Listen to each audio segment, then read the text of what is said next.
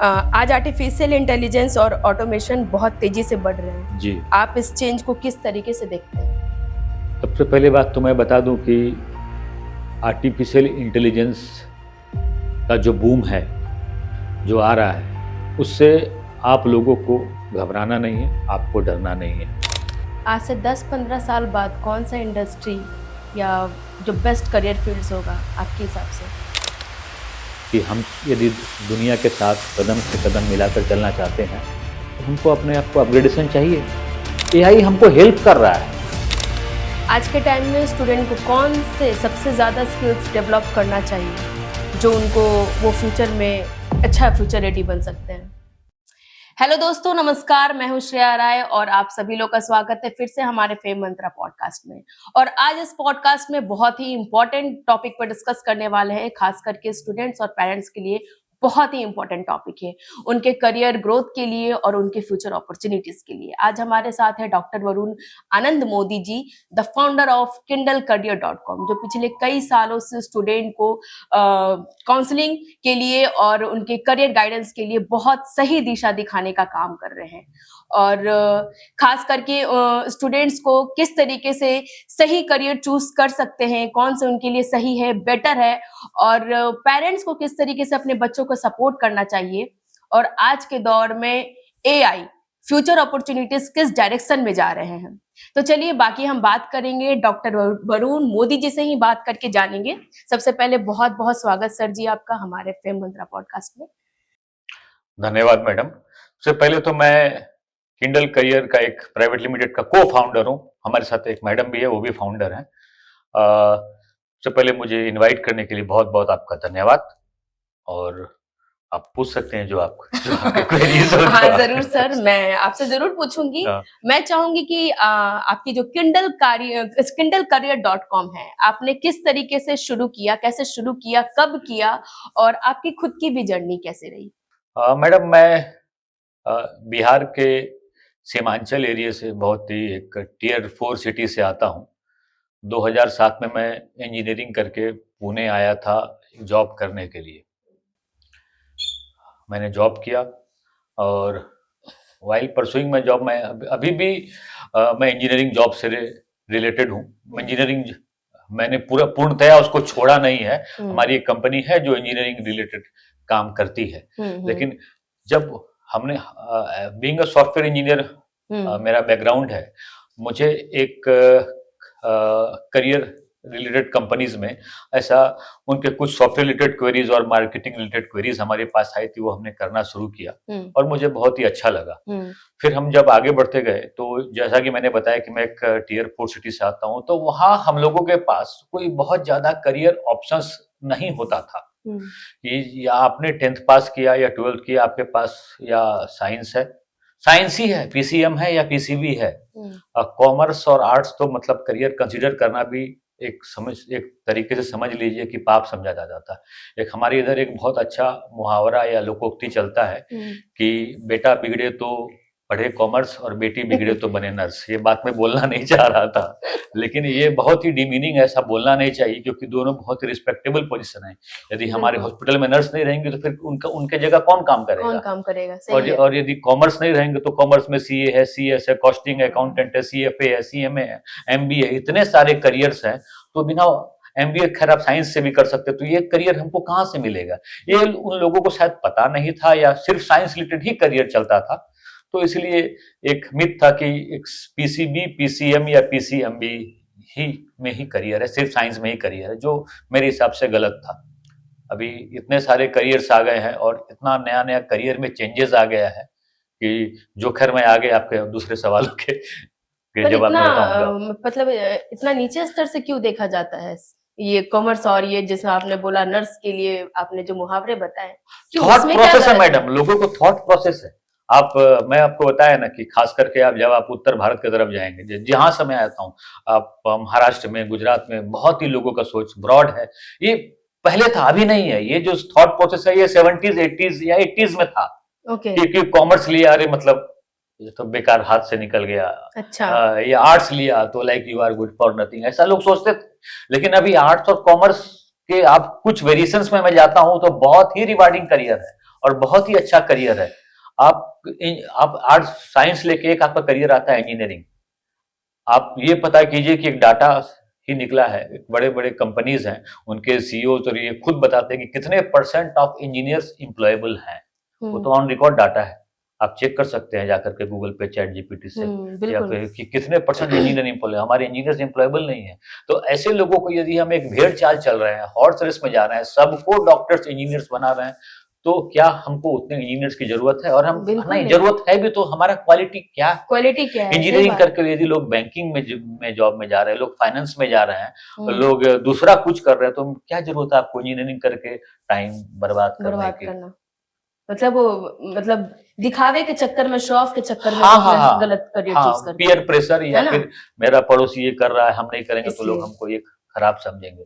ऐसा नहीं होता। मैं खुद मैडम, जो मैंने करियर चूज किया, तो मैं स्कूल कॉलेजेस में स्पीच में, डिबेट्स में, एक्टिंग्स में, ड्रामेटिक्स में बहुत पार्ट लेता था। जब हमने करियर बताया कि I want to become an actor, तो शायद बहुत ही खराब समझा गया। लोगों को लगा कि आप कुछ नहीं कर पाएंगे, आप एक्टर बनना चाहते हैं मतलब आप कुछ नहीं करना चाहते हैं। लेकिन अभी ऐसा नहीं है। अभी कितने सारे एक्टिंग इंस्टीट्यूट्स हैं, उनको अच्छा प्लेसमेंट मिल रहा है, जॉब मिल रहा है, और एक बहुत ही स्टेबल करियर है।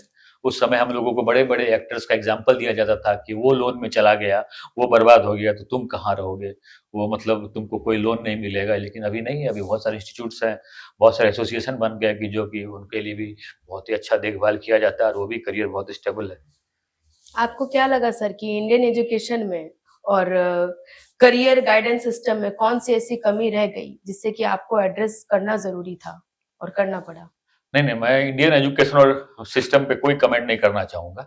हाँ, ऑफ कोर्स है कि हम, यदि आपको इंडियन एजुकेशन सिस्टम को ही देखना है, तो आप बगल में चाइना को देखिए, यूएस को देखिए, कि आप सिर्फ ये गूगल कीजिए कि हमारे यहाँ कितने, जो वर्ल्ड की जो टॉप 100 यूनिवर्सिटीज हैं, उसमें हमारे यहाँ कितने हैं। ओके। और यदि आप चाइना में देखिए, उन्होंने एआई का यूनिवर्सिटी बनाया है। एक जमाना था मैडम जब नालंदा और तक्षशिला थी, तो चाइना से लोग हमारे यहाँ पढ़ने के लिए आते थे। क्या अभी ये सीन है? अभी ऐसा सिचुएशन है? हम जा रहे हैं चाइना में, अच्छी पढ़ाई हो रही है, हम जा रहे हैं चाइना। ओके। तो अभी तो पूरा ही सीन ही पूरा रिवर्स है। हम वो बच्चों को क्या दे पा रहे हैं? तो मैं क्या, हमारे इंडियन में कमी है इस चीज को लेकर के? नहीं मैडम, यहाँ के लोग चाइना जा रहे हैं। अब तो मैडम ये तो खुद ही देख लीजिए ना कि हमारे बच्चे रसिया से मेडिकल कर रहे हैं। जिनके पास बहुत अच्छा पैसा है वो चले जाते हैं आपको मेडिकल करने के लिए यूएस, उससे थोड़ा कम है तो फिर चले जाते हैं यूके, या फिर और थोड़ा कम है तो रसिया, उज्बेकिस्तान, किर्गिस्तान, ये फिलीपींस, वो वहाँ आपको बहुत ही मतलब सब्सिडाइज रेट में लोग मेडिकल की पढ़ाई कर पाते हैं, जो कि इंडिया में अवेलेबल नहीं है। ओके। ये कोई कमी नहीं है, मैं ऐसा नहीं कह रहा हूँ ये, लेकिन ये है कि शायद उस पर्टिकुलर करियर्स में बहुत ज्यादा रैट रेस है कि लोग सब चाहते हैं कि मैं भी डॉक्टर बनूं। पीसीबी एक नंबर 1 करियर है अभी हमारा। अभी मेडिकल के लिए आपने देखा ही है, अभी नीट के लिए कितने बच्चे अपियर होते हैं, सक्सेस रेट क्या है, कितने बच्चे पढ़ाई के लिए जाते हैं, क्या मिल पाता है, वो तो आपको मालूम ही। उस पर मैं पर्टिकुलरली किसी करियर पे मैं कमेंट नहीं करना चाहूंगा। तो मेरा यही कहना है कि जो बच्चे आउट ऑफ इंडिया जाते हैं, तो वो क्यों नहीं ये अपने करियर पे जो काम करते हैं, तो अपने इंडिया में ही रह करके एजुकेशन को क्यों नहीं पूरा कर सकते हैं? मैडम क्या हमारी गवर्नमेंट इसके लिए जागरूकता नहीं है? मैडम जो मेडिकल एस्पिरेंट्स हैं, जो भी है, जो भी करियर्स है, I am not talking about only medical engineering, वहाँ आपका जॉब आपको बहुत अच्छे मिलते हैं। आप यदि ऑस्ट्रेलिया जाइए, आप यूके जाइए, कनाडा जाइए, वहाँ जॉब अच्छा है, सैलरी अच्छा है, करियर अच्छा है, रिटर्न ऑफ इन्वेस्टमेंट अच्छा है एज अ बिजनेसमैन, यदि आप ये सोचे तो। ये साफ साफ शब्दों में कह सकते हैं, कंपेयर टू अनदर कंट्री हमारी इंडिया अभी भी पीछे है। नहीं, मैं ऐसा साफ नहीं कहना चाहूंगा, नहीं ये मेरा मतलब है। हम पीछे नहीं है मैडम। हमारे यहाँ अभी भी हमारे जो कुछ यूनिवर्सिटीज बहुत अच्छे हैं, हम बहुत ही अच्छा कुछ लोगों को बता पा रहे हैं। ऐसी बात नहीं है कि हम पीछे हैं। हाँ, हमको इम्प्रोवाइजेशन का स्कोप तो हमेशा हर जगह हमेशा रहेगा ना। वो भी कुछ अच्छा करे तो उनके पास भी इम्प्रोवाइजेशन का स्कोप वैसे हमारे पास भी है। आखिर हर कंट्री के बच्चे हमारे इंडिया में आके क्यों नहीं एजुकेशन करते? ये होता था, इंडिया के ही बच्चे क्यों बाहर जाकर हर जगह एजुकेशन करते हैं? तक्षशिला नालंदा जिस समय थी, तो उस समय हमारे यहाँ चाइना पूरी अक्रॉस द ग्लोब से हमारे यहाँ बच्चे पढ़ने आते थे। अब भी क्यों नहीं? हाँ थे। अभी ये हमारा ये टॉपिक नहीं है और ना ही इस पे हम कमेंट, हम बेसिकली करियर गाइडेंस करते हैं और हम ये बताना चाहते हैं कि आपको, आपके लिए एवरी चाइल्ड इज यूनिक और आपके लिए बेस्ट करियर क्या है, आप क्या अच्छा, सबसे अच्छा कर सकते हो। आपको रैट रेस में नहीं जाना है, पीयर प्रेशर में नहीं जाना है, दूसरे को कॉपी नहीं करना है। और बहुत सारे करियर्स हैं, लाइक थाउजेंड्स ऑफ करियर्स हैं, कि जैसे कि एक करियर है डिजाइन। एक बहुत, तो लोग समझते थे कि डिजाइन मतलब था कि सिर्फ फैशन डिजाइन, लेकिन फैशन अभी design. Jewellery design, leather design, suit design, car design, CAD CAM design, इतने सारे डिजाइन के करियर्स हैं, वो बहुत ही अच्छा रिवार्डिंग करियर है। और हमारे इंडिया में गवर्नमेंट के इंस्टीट्यूट है, नेशनल इंस्टीट्यूट ऑफ डिजाइन, जो कि बहुत अच्छा बच्चों को हेल्प कर रही है और एक से एक स्टालवार्ड्स और वहां से एक बच्चे निकल कर आ रहे हैं और जिनका बहुत अच्छा योगदान है हमारे देश में, देश की इकोनॉमी में और तमाम डिजाइन के फील्ड्स में। ओके। जब आप स्टूडेंट्स और पेरेंट्स से मिलते थे तो जी। आपको सबसे कॉमन रिलेटेड करियर, सबसे ज्यादा कंफ्यूजन क्या देखने को मिलता था? कॉमन रिलेटेड करियर तो हर एवरी चाइल्ड इज यूनिक और हर बच्चे का अपना सिलेक्शन होता है। हाँ, लेकिन मैं ये कहना चाहूंगा कि हर एक पेरेंट्स को कि आप बच्चों पे करियर इम्पोज मत कीजिए और अपने सपने को मत थोपिए। ऐसे बहुत सारे पेरेंट्स आते हैं कि सर मैं डॉक्टर नहीं बन सका तो मेरा बेटा डॉक्टर बनना चाहिए। ऐसा थोड़ी होता है। ओके। आपका बेटा नहीं बनना चाहता है, उसके उस पर्टिकुलर जो सब्जेक्ट्स है जिससे कि आप डॉक्टर बन सकते हैं, उसमें उसको उतना इंटरेस्ट नहीं है, उसको दूसरे सब्जेक्ट में इंटरेस्ट है। हो सकता है वो बच्चा बहुत बड़ा वकील बन जाए, बहुत बड़ा डिजाइनर बन जाए, बहुत बड़ा सीए बन जाए, तो वो करियर वो एंजॉय करेगा। करियर ऐसा होना चाहिए कि जब सैटरडे संडे को आपका वीकेंड ऑफ हो, आप घर पे बैठे, तो मंडे को मेरे को जब मैं जॉब के लिए जाऊं या अपने काम के लिए जाऊं तो मेरे को इंथुसियाज्म आना चाहिए, मतलब या आई एम पैशनेट। ऐसे नहीं लगना चाहिए अरे फिर मंडे आ गया, फिर से मतलब काम करना पड़ेगा। तो वो करियर फिर ऐसा हो जाएगा कि एक समय के बाद आप शायद वो काम नहीं करना चाहेंगे। ऐसे भी हमारे पास लोग आते हैं, उनको हम बोलते हैं मिड लाइफ करियर क्राइसिस। 40, 45 और 50 की उम्र में हमको करियर बदलना है। मैं पूछता हूँ सर क्या रीजन है मैडम, क्या रीजन है? तो सर मेरे को ये करियर थोप दिया गया था and I am not enjoying this field any more. और सबसे बड़ा रीजन क्या है कि उनका ग्रोथ नहीं होता है। 5 साल 10 साल से कोई अप्रेजल नहीं हुआ है, तो आप कहाँ कहाँ से स्किप करोगे? फैमिली, पड़ोसी, दोस्त, रिश्तेदार, संबंधी, सबको तो एटलीस्ट आप आंसरेबल तो होते हो ना कि मतलब व्हाई। तो उनका बेसिक रीजन ये रहता है जो लोग नहीं बताना चाहते, तो उस समय करियर चेंज करना चाहते हैं। तो यदि ये करियर चेंज आपको 8th में, 9th में, 10th में जब आप आगे आपका करियर, उस समय ही आप करियर डिसाइड कर लेते हो या 10th के बाद भी कर लेते हो या 12th के बाद भी कर लेते हो, तो आपको पूरे लाइफ की क्लैरिटी मिल जाती है, जो बहुत ही जरूरी है। बात सही कहा आपने। जैसे मैंने भी बहुत देखा है, बहुत से स्टूडेंट जो होते हैं दूसरों को देख करके अपने फील्ड को चूज करते हैं या पेरेंट्स के प्रेशर में ही चूज करते हैं और उनको बाद में क्या क्या चैलेंजेस फेस करना पड़ता है कि नहीं? तो आप इस पे बताइए। मैडम यदि एक मैं एग्जांपल लेता हूँ, एक हाथी है और एक मछली है। आप हाथी को बोलिएगा स्विमिंग करने तो उसको नहीं आता है। वो जंगल में दौड़ सकता है, वो जंगल में दौड़ सकता है, जंगल में अपने लिए भोजन की व्यवस्था कर सकता है ना? लेकिन इसका मतलब ये तो नहीं कि वो बेकार है। और मछली जंगल में नहीं दौड़ सकती, उसका कैपेसिटी, उसका जो है वो स्विमिंग कर सकती है, इसका मतलब वो भी नहीं। वो every child is unique, like every person is unique, और एवरी जो एनिमल्स के जो हमने एग्जाम्पल दिए वो भी यूनिक है। मछली के अंदर टैलेंट है कि मैं स्विम कर सकूं, मेरे अंदर टैलेंट है कि मैं चार्टर्ड अकाउंटेंट बन सकूं, आपके अंदर टैलेंट है कि आप अच्छी डॉक्टर बन सके, लॉयर बन सके। इसका मतलब ये नहीं कि आप खराब है या मैं अच्छा हूं। हम दोनों यूनिक और हम दोनों ही अपने अपने फील्ड में बहुत अच्छे हैं। हाँ, ओके। इसलिए सबको हमारे परमात्मा ने एक स्पेसिफिक काम के लिए और हर एक करियर के लिए और इंटरेस्ट देके भेजा है, उसको एक्सप्लोर कीजिए, उसको पता कीजिए, वहां से क्लैरिटी लीजिए, फिर आप करियर चूज कीजिए। साइंटिफिक करियर काउंसलिंग एग्जैक्टली क्या है और ट्रेडिशनल एडवाइस से कैसे अलग है? आज हम जो करियर काउंसलिंग करते हैं उसमें एक एप्टीट्यूड टेस्ट लेते हैं। अच्छा। वो टेस्ट के बेसिस पे एक डाटा हमको मिलता है, हमें एक डाटा पता चलता है कि हाँ, और उसके बाद दूसरा डाटा हमें मिलता है जब हम बच्चों से बात करते हैं या कैंडिडेट से बात करते हैं। अच्छा। और फिर उन दोनों को कंबाइन करके हम बताते हैं कि भाई ये आपके लिए बेस्ट पॉसिबल करियर है। तो बस यही है, और उसमें ज़्यादा कुछ है नहीं, मतलब 1 घंटे में ही ये काम हो जाता है। ओके। और मैं फिर भी यही कहना चाहूँगा कि आप कोई भी प्रोफ़ेशनल कोर्स करने के लिए जा रहे हो, आप इंजीनियरिंग करने जा रहे हो किसी प्राइवेट कॉलेज से इंडिया में, तो अराउंड आपको जो फीस है बिटवीन प्राइवेट कॉलेज का बिटवीन 10 टू 14 लैक्स है। आपका इन्वेस्टमेंट बहुत ज़्यादा होने वाला है।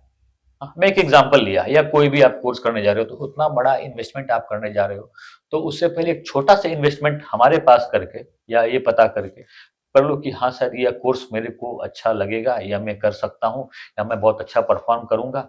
जो भी आप करो, मैं ऐसा नहीं कह रहा हूँ कि आप इंजीनियरिंग करो, मेडिकल करो, क्लैट करो, या आप लॉ पढ़ो, या बैंकिंग में जाओ, या फिर इंश्योरेंस में जाओ, या फिर डिजाइन के करियर में जाओ, उस वो फील्ड आपको एंजॉय करना चाहिए, और वो फील्ड में काम करने में और पढ़ने में आपको मजा आना चाहिए। जब तक आपको मजा नहीं आएगा वो करियर पढ़ने में, तो फिर आप को मिड लाइफ करियर क्राइसिस होने के चांसेस हैं, और आप गिव अप करने के चांसेस हैं। और थोपा हुआ करियर है, या फिर मेरे को आपने मैथ्स पढ़ने दे दिया, मैं एग्जांपल के तौर पे बता रहा हूँ, मेरे को मैथ्स में उतना मतलब अच्छा नहीं लगता मैडम, मुझे मैथ्स मैं एंजॉय नहीं कर पाता हूँ, तो मैं एक बार मैं छोड़ दूंगा फिर मैथ्स। बिल्कुल। हाँ, या फिर मैं आपने मेरे को आर्ट्स पढ़ने दे दिया, मुझे बोरिंग लगता है पढ़ने के बाद, वो ऐसा ड्राउजीनेस आता है, आते हैं हमारे पास बच्चे ये सब एग्जांपल्स लेके कि मैं एंजॉय नहीं कर पा रहा हूँ, तो तुम आपको क्या अच्छा लगता है? मुझे स्टोरी राइटिंग पसंद, तो उसमें भी करियर है। हाँ, मुझे मैथ्स बहुत अच्छा लगता है, मुझे सर बायोलॉजी बहुत पसंद है, तो बहुत सारे करियर्स हैं। सिर्फ इंजीनियर आपने मैथ्स लिया तो इंजीनियरिंग ही एक करियर नहीं है, या आपने बायोलॉजी लिया तो सिर्फ मेडिकल ही एक करियर नहीं है। Bio informatics, biotechnology, biomedical engineering, बहुत सारे करियर हैं जो आप ले सकते हो, और बहुत अच्छे रिवार्डिंग करियर्स हैं, और बहुत ही अच्छा फ्यूचर है, और स्कोप भी है। सर, आप बच्चों के लिए बहुत अच्छा काम कर रहे हैं और इतना डीपली बच्चों को समझते हैं, तो क्या आपकी काउंसलिंग ने किसी स्टूडेंट का पूरा कंप्लीटली ऐसा लाइफ चेंज किया है? आप शेयर कर सकते हैं। 2 बच्चे हैं मैडम हमारे पास, ऐसा 2। एक आए थे कि जो किधर ही जॉब कर रहे थे, उनको हमने एमबीए के लिए बताया, और बहुत ही अच्छे पोजीशन पे हैं, और ये बहुत ही सिक्योर्ड करियर है। और एक बच्चा आया था कुछ समय पहले, जो कि जिनकी जो रुझान है वो मैथमेटिक्स और ड्राइंग की तरफ बहुत ज़्यादा था। अच्छा। हमने उनको डिज़ाइन के लिए करियर बताया, और वो बहुत ही सक्सेसफुल है आज, बहुत ही सक्सेसफुल है बच्चे। और मेडिकल इंजीनियरिंग और आईआईटीज़ में और सीए में या फिर बीबीए में, वैसे तो बहुत सारे बच्चे हैं। ये 2 बच्चों का नाम हमको इसलिए याद है कि थोड़े वो बहुत ज़्यादा कंफ्यूज थे, और बहुत ही टैलेंटेड बच्चे थे, बहुत ही टैलेंटेड बच्चे थे। उनको इम्पोज किया जा रहा था दूसरी तरफ, हमने गाइड किया, और उनका रिव्यू भी है हमारे पास। और बहुत ही सक्सेसफुल है वो बच्चे। Okay, good. आज आर्टिफिशियल इंटेलिजेंस और ऑटोमेशन बहुत तेजी से बढ़ रहे हैं, आप इस चेंज को किस तरीके से देखते हैं? सबसे पहले बात तो मैं बता दूं कि आर्टिफिशियल इंटेलिजेंस का जो बूम है, जो आ रहा है, उससे आप लोगों को घबराना नहीं है, आपको डरना नहीं है।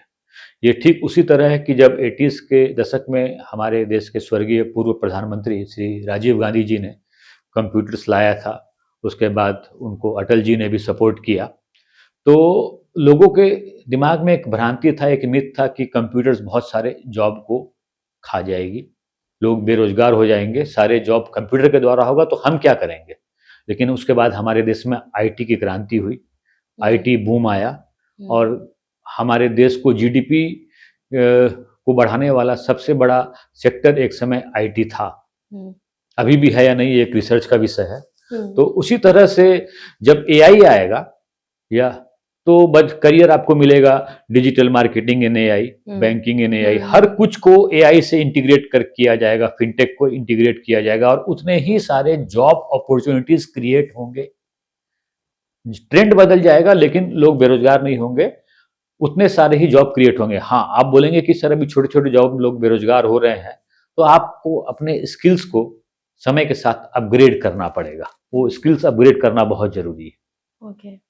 कि हम यदि दुनिया के साथ कदम से कदम मिलाकर चलना चाहते हैं, तो हमको अपने आप को अपग्रेडेशन चाहिए। जैसे मैं ऐसा जानता था कि आप डॉक्टर से तो आपको हमें जिंदगी भर पढ़ना पड़ेगा, या लॉयर है तो हमेशा मतलब बुक्स पढ़ना पड़ेगा, लेकिन उसका रिटर्न भी तो है, आप अपग्रेड करते जाते हैं तो आपकी उतनी तरक्की होती है। वैसे एआई के साथ आप अपने आप को अपग्रेड करेंगे तो आपकी तरक्की भी उतनी ही होगी। तो आपने घबराना नहीं है। ओके। आज से 10-15 साल बाद कौन सा इंडस्ट्री या जो बेस्ट करियर फील्ड्स होगा आपके हिसाब से, सबसे ज्यादा अपॉर्चुनिटी कौन सा क्रिएट करेगा? हर फील्ड मैडम एआई से इंटीग्रेट हो जाएगा।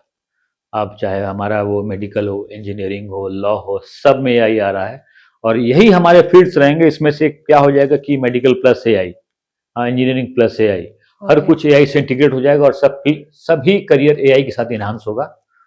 हमारा करियर ये रहेगा लेकिन उसमें साथ में एआई अटैच हो जाएगा और उसके तरह से इनहांस होगा। इसलिए आपको हर लोगों को अपने आप को अपग्रेड करने की जरूरत है। ओके।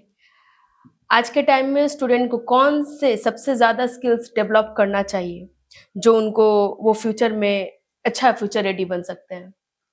हाँ मैडम, हर फील्ड में अलग अलग है। आप इंजीनियरिंग कर रहे हैं तो एक मैकेट्रॉनिक्स बहुत अच्छा करियर है।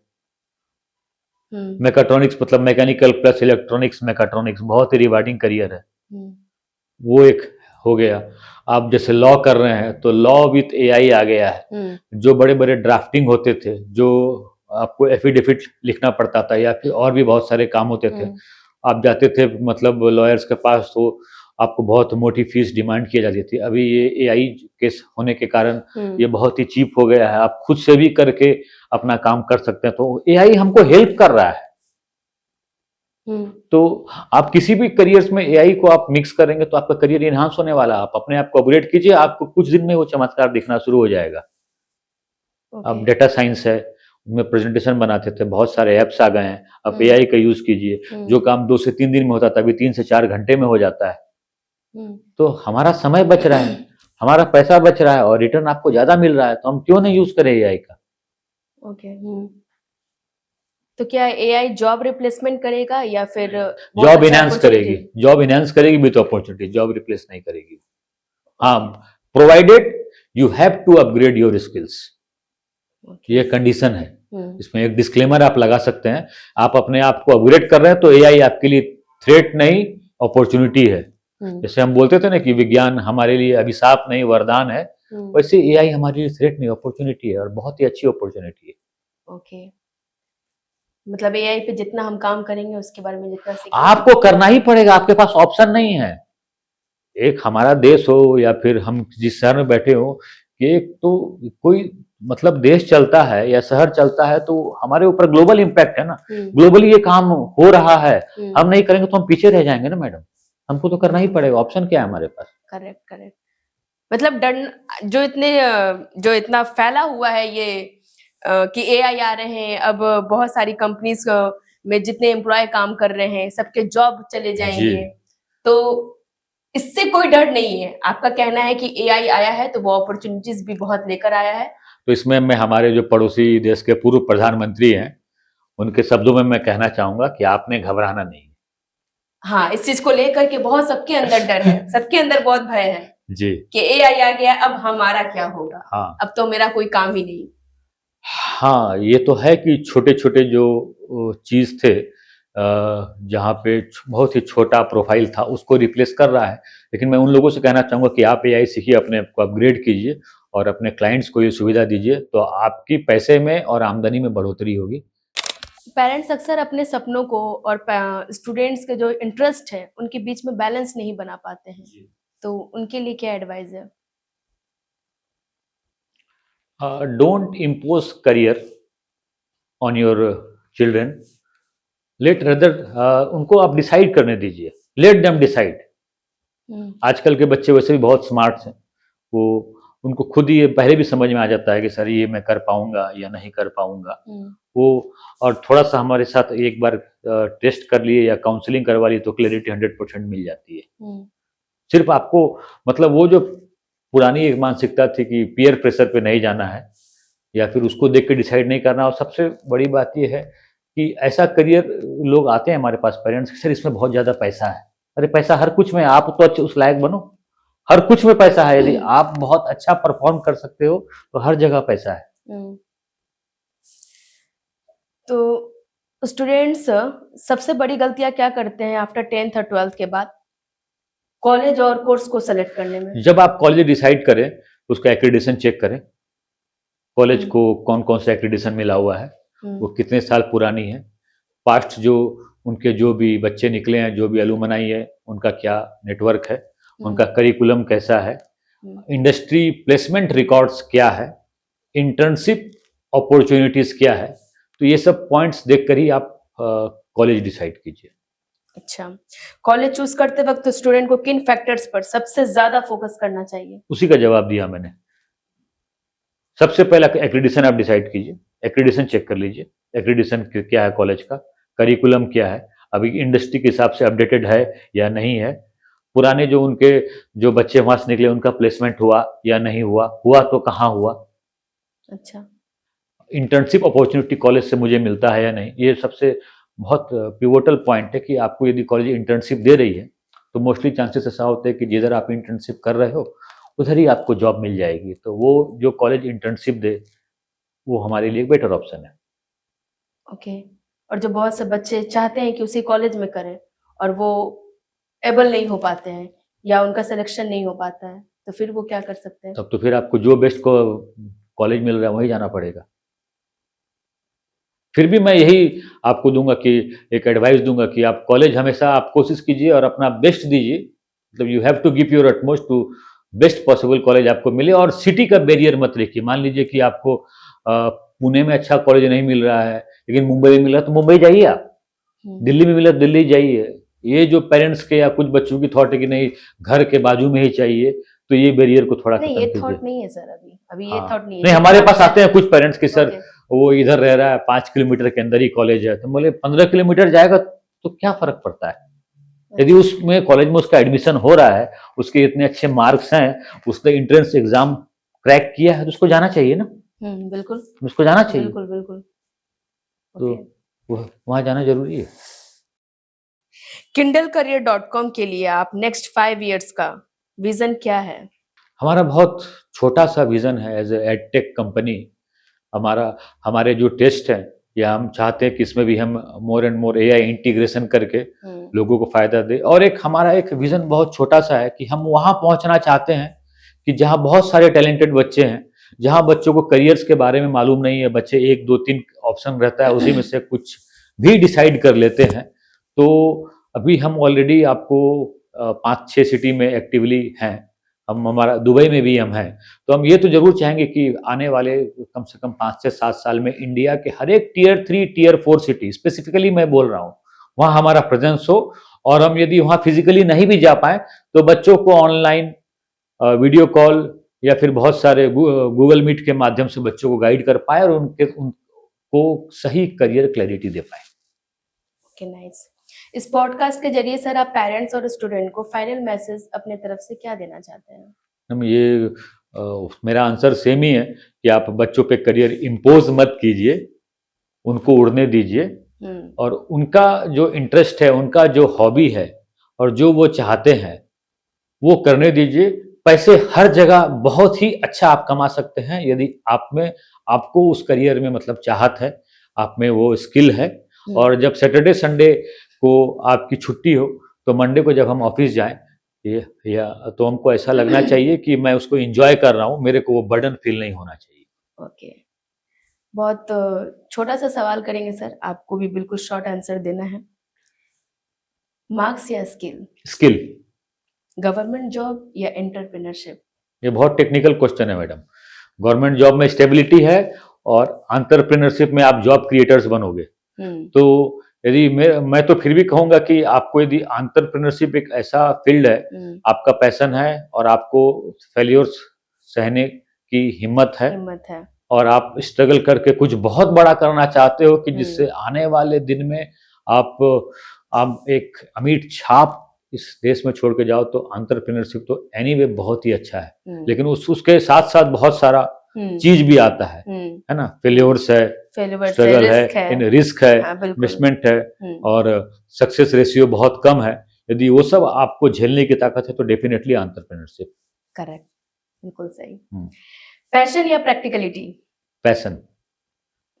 ओके, डिग्री बोलना चाह रहे थे सर, बोलिए आप। बोलिए। नहीं बोलिए आप। ओके, डिग्री या skill development? Skill development. Okay, AI threat या अपॉर्चुनिटी? AI opportunity. ओके, एक बुक जो हर स्टूडेंट को पढ़नी चाहिए? एक बहुत ही अच्छी बुक है, जिसको चाहिए तो आप नोट भी कर सकते हैं। The 7 habits of highly effective teens by Sean Covey. इसको आप नोट भी कर सकते हैं, बहुत ही अच्छी बुक है, इसको एक सब स्टूडेंट्स को जरूर पढ़ना चाहिए। आपको बहुत सारे जो सवाल हैं जो आपके मन में है उसका जवाब इस बुक के माध्यम से आपको मिल जाएगा।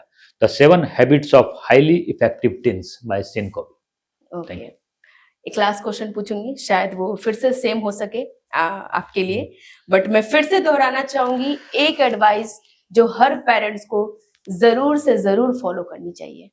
नहीं, मैं क्वेश्चन ही फ्लिप कर रहा हूं। मैं अभी ये क्वेश्चन आपने बहुत बार मेरे को एक्टिव वॉइस और पैसिव वॉइस के माध्यम से आप पूछ चुकी है, स्टूडेंट के ही पूछना चाहूंगा। एक मूवी आई थी 3 इडियट्स, मेरे सारे सवाल का जवाब उसमें है कि आप अपने पैशन को फॉलो कीजिए। हो सकता है कि आपकी गाड़ी छोटी हो, आपका थोड़ा बंगला छोटा हो, लेकिन आप उसमें खुश रहेंगे, और खुश रहना बहुत ज्यादा इंपॉर्टेंट है। आपका बहुत बहुत धन्यवाद डॉक्टर वरुण आनंद मोदी जी। जी, बहुत अच्छा लगता है आपका नाम लेते हुए, और सबसे पहले बहुत थैंकफुल मैं हूँ कि आपने बच्चों के लिए करियर प्लानिंग, फ्यूचर अपॉर्चुनिटीज और काउंसलिंग करियर के बारे में आपने बहुत इंपॉर्टेंट इंसाइट्स शेयर किया है। और दोस्तों, करियर जो है ये सिर्फ एक कोर्स और डिग्री नहीं है, बल्कि ये आपका स्ट्रेंथ और इंटरेस्ट है, और सबसे इंपॉर्टेंट चीज कि ये फ्यूचर अपॉर्चुनिटीज बहुत ही सही कॉम्बिनेशन है। तो आपको अगर ये हमारा आज का डिस्कशन अच्छा लगा हो तो आप अपने फैमिली फ्रेंड से ज़रूर शेयर करिएगा, और इसी तरीके से इंस्पायरिंग कन्वर्सेशन के लिए जुड़े रहने के लिए हमारे चैनल्स को भी सब्सक्राइब करें। तब तक के लिए फिर से मैं बोलूँगी, मैं हूँ श्रेया राय। मिलेंगे फिर से नेक्स्ट एपिसोड में, और तब तक के लिए आप keep growing, keep moving forward and keep learning. Thank you so much.